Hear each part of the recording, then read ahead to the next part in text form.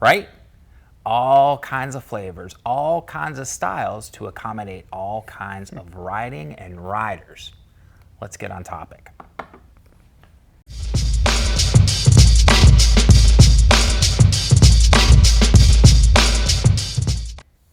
Hey everybody, it's Thomas with Get Out Arizona, and I'm a Clerks fan, and by the way, I'm the butch, and he's my bitch. Aww, I didn't see that coming.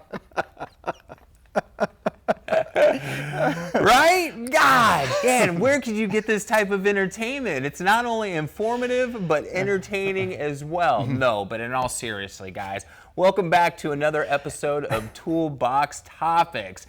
I'm your host, Thomas with Get Out Arizona, and I'm with my co-host, Brandon Van Leuven. Brandon, how you doing? I'm insulted. Really? Did you honestly think Not you'd be really. the butch? No, okay, you know. Maybe next week we'll dress as stormtroopers. Just kidding. If you guys are Clerks fans, you totally get that. Or Jay and Silent Bob, actually, more importantly for that one. So anyways, guys, so yes, we're going to talk about pedals today. Brandon, we got a lot of different pedals to show everybody. Sure do. From your clipless style, that's also more of a mountain biking pedal, stamp-faced, egg beater style, road style. We've got some shoes. We got a lot of stuff to talk about. Man, pedals, just like everything else, and the shoes that people wear for cycling in general have come a long way, Brandon. I think so too. And you said it perfectly. It is a different flavor for every person. Not to be confused with those kind of flavors for different people. Different strokes for different folks, guys. Yeah. Joking. But, yeah, they all have these are all kind of like cooking knives, like I like to say. Right. Each one has a specific purpose. Absolutely. And, they're designed exactly for that purpose. Absolutely. So, and we also have some footwear, and then we've got cleats. Examples of cleats, yes. Yeah, that are going to go with that. So let's get started. So this is going to be the most basic of basic pedals right here, Brandon. And this is actually what was referred to as a clip pedal, even though it uses straps. This is where most of us started. Right? You guys remember the older guys and it would sit there and flip, and you'd have to try to get your foot in there and adjust it and everything like that. So what are some of the advantages and disadvantages of this style of pedal? And do people even still use this pedal anymore? People still use that pedal. Okay. Funny enough. Right? Jesus. I mean, back when we didn't know any better, when there weren't clipless pedals, Right. This was the best alternative. This is something we could get some leverage in. We didn't have, we weren't as concerned about slipping off the pedals. Right. And we could strap those straps super tight Right, and be able to pull see. up a little bit. Yeah. And that was a huge benefit at the time. Right. And please, guys, don't be gross when we talk about pulling and pushing. It's related to cycling, not what you guys are I thinking. don't think anybody else was. You know what? They were. If they're watching this show, they were. Our kind of people. So, yes, so this is basically really where it all started, to be able to pull the pedal on the upstroke as you're pushing down as far as on the downstroke. And it was great for the time. The one thing was when you did crash in those things and you had them cinched up. Oh, yeah. You weren't getting out of that bike, and you the bike went with you everywhere. And when I first started, I did have a set of pedals like this, and I actually kept this a little bit on the loose side just to give me that flexibility and everything like that, which kind of negates why you would have these in the first place, but still. You could always still put your toe into it, for climbing and get a little security. Right. So, and like you were saying, there's people still feel comfortable with those today, and nothing wrong with that. There is. They need to stop watching freaking TV with a CRT tube and get with a flat screen OLED generation. So, Fast forward. Fast forward. All right. So then we have our more traditional style road pedal. Yeah. And this is pretty much, the evolution. We're going to kind of hopefully go on a logical thing. Right. So this was the evolution. You went to a clipless pedal. This is actually made by Shimano, but you had Look. You had time pedals. Speed really, Play. Yeah. And we do have an example of Speed Play to bust out in a little bit. Right. But you're right. Road was the first. The road category was the first one to come out with a true clipless pedal like this. Yeah. And you would use this style cleat Okay, so everybody could see that. We'll go ahead and put that in there. Hopefully that's in focus. And you would use this style shoe. This style shoe. Oh, that's the mountain biking shoe. See, they all look at Brandon with his fancy shoes. Yes, this style shoe, you can see the mounting plate and everything like that, and we'll show that, you know. And you had adjustability, not only forward and back, but lateral adjustability, and you wanted this to be on the ball of your foot to get that maximum leverage. Absolutely. A lot of mistake that beginning riders make with the cleats is they'll actually have this adjusted wrong. And so it's either uncomfortable for them or they're losing energy in that transfer because of that. Now this has adjustability on the tension. I don't know if you guys can see. Maybe I'll try to zoom in after the fact. So this way, it would give you can either clip out really easy or, you know, it's going to hold you into place. So I would say most people just starting out will start it. They're very easy, but that also leads to the possibility of maybe if you're feeling a little saucy, you want to get after it, you could pop out of that pedal. You could. As you get better, you start cinching that thing towards the higher tension side. Or you're just like me and you leave it loose all the time because, you know, again, I'm Crash Davis essentially. Crash Davis, Crash Bandicoot, however you want to call it. And then from, you know, the roadies started infecting the mountain bikers. And so what you had, we went to that. So now what you have is a clipless pedal for the mountain bikes. And this is, again, a Shimano pedal, which, and their MTB cleat style pretty much defined clipless pedals for mountain biking. I think they still dominate the market too. We still sell more Shimano clipless pedals than anything else. Right, and it's the SPD, is that what SPD? it is? Yeah, Correct. SPD. And you're going to use this style of cleat for everybody to see. And you will use this style of shoe. Hey, there we go. I got it right. So allowing the cleat to be recessed into the sole, so it has walkability and some versatility. And shoes vary too, and we'll get to the shoe because I have another set of pedals that are my personal pedals that I ride on the 920. But you could see very similar style. It has that, you know, exaggerated. If you're flat and you're walking, you're kind of canted a little bit.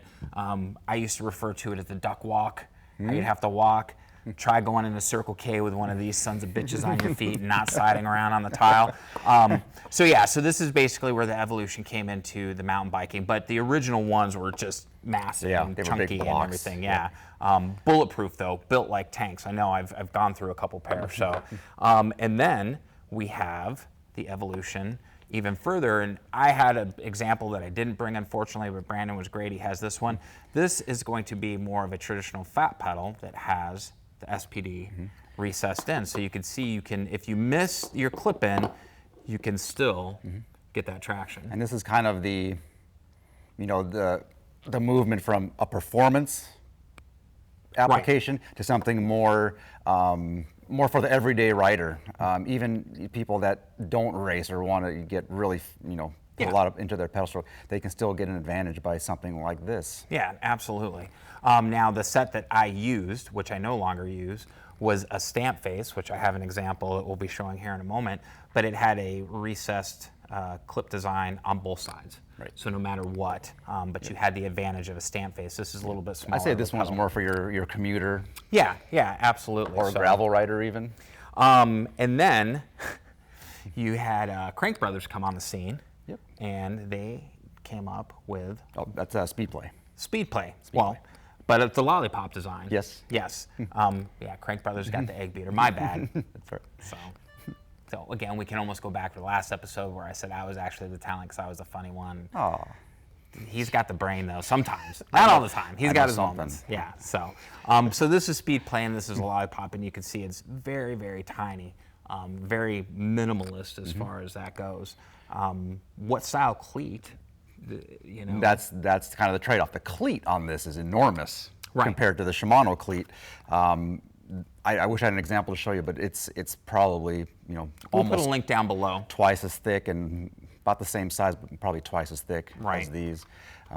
But the nice advantage to the Speed Play, those people that have issues with knee problems, these provide the most amount of float before disengagement. So it's very forgiving on the joints. Right. Yeah, so what you're gaining on the pedal, you're losing on the shoe, basically. You got a little bit. Tank on your foot. So here's a generic stamp face. Now this is made by Crank Brothers. And there's so many different companies that make for sure. these variety of pedals and everything like that. But as you can see, and yeah, mine's been put through the ringer. Ain't no doubt about it. That's a nice pedal. It's got a lot of surface area. It's very low profile. And that's kind of what people are going for, especially around Arizona, where we have these rocks, and we're always bashing them against rocks. So the more clearance we can get, the better on the flats. Yeah, and you could see the rock strikes. Just the Arizona trails are brutal as far as that goes. And you can see I've worn down my spikes here, which I'll be lucky if I'm able to even spin those out, because some of them are really torched. Yeah, I think those are in there. Yeah, those are done. Eventually, these will get replaced. Now, the other style pedal that I was talking about that had the clipless has it on both the top and the bottom, and they weren't made by Crank Brothers. Crank Brothers makes a set like that. These are just called the mallets, I believe, as far as the stamp face. But yes, again, it doesn't get any more simple than this. Now, for that, you wear a shoe that doesn't have a cleat at all. So it's just going to be a regular shoe, although you could wear if you had clipless pedals and just wanted to have one shoe.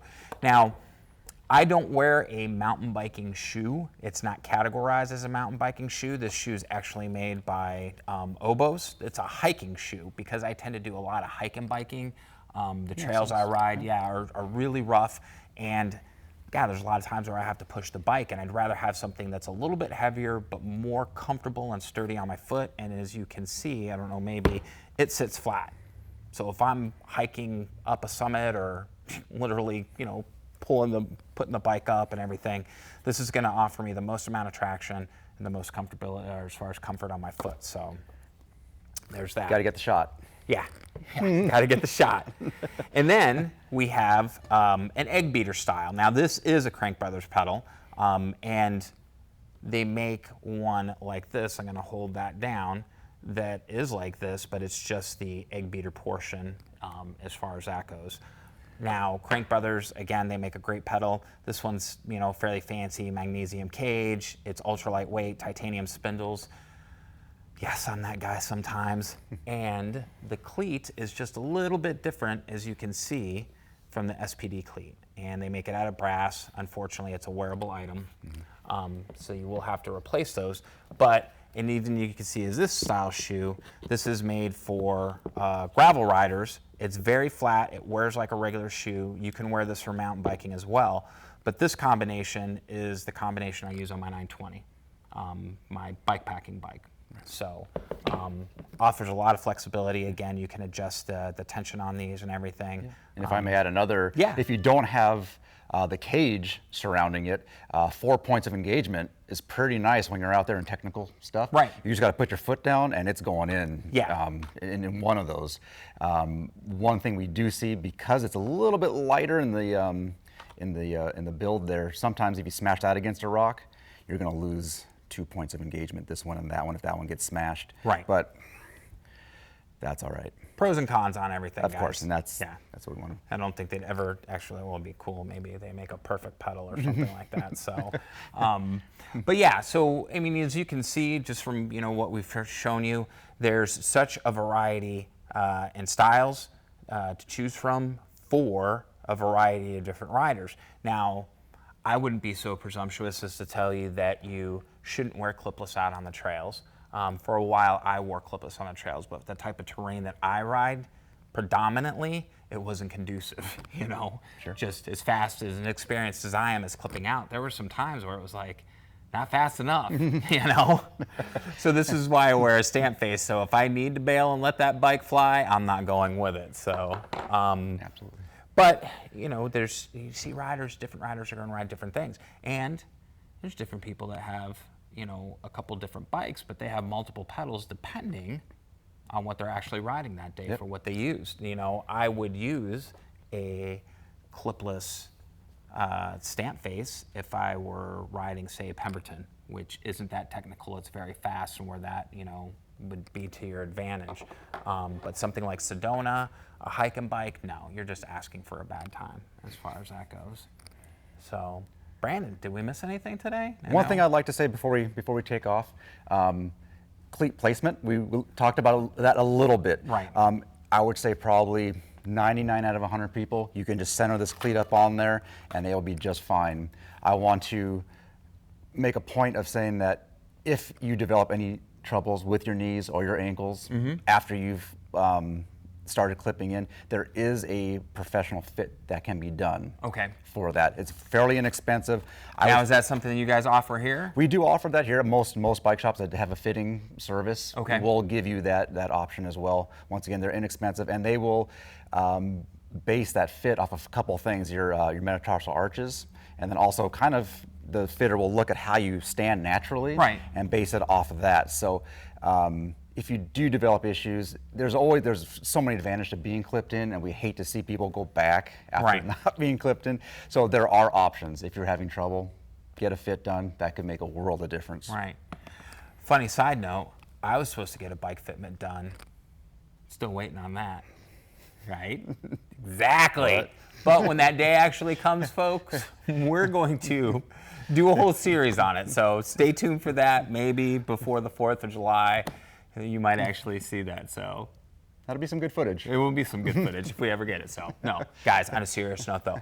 So there's going to be links down below to a majority of this stuff, and probably just the different styles, not every single pedal, and some links to the different shoes that you can purchase to go along with your pedals, as well as replacement parts and cleats.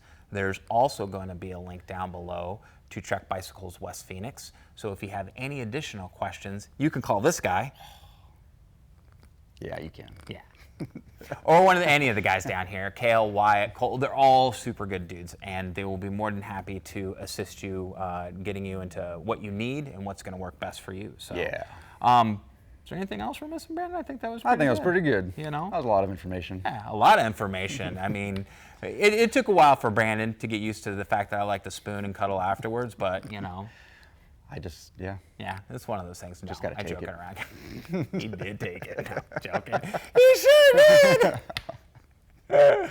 Anyways, guys, on a serious note, we appreciate you watching. We appreciate you coming back. It lets us know that we're doing something right. Who knows? Maybe we're not, and you just got nothing better to do. But either way, right? We'd love to hear from you down in the comments section below. So definitely let us know how we're doing, something that maybe you'd like to see on a future Toolbox topic. Don't forget to hit the like button and the subscribe button, as well as the ding-a-ling-a-ling button, so that way, when a new video posts, you'll be made aware and you won't be the last kid on the street to see all the cool new action going down. Not that there's really a whole lot of action here, but you get what I'm saying. So, guys, what do I always say? Be kind to yourself and others, be amazing stewards on the trail, and we gotta ask, what are you waiting for? Get out Arizona. We'll see you on the next adventure. Brandon, thanks so much for coming again today. We'll see you guys again.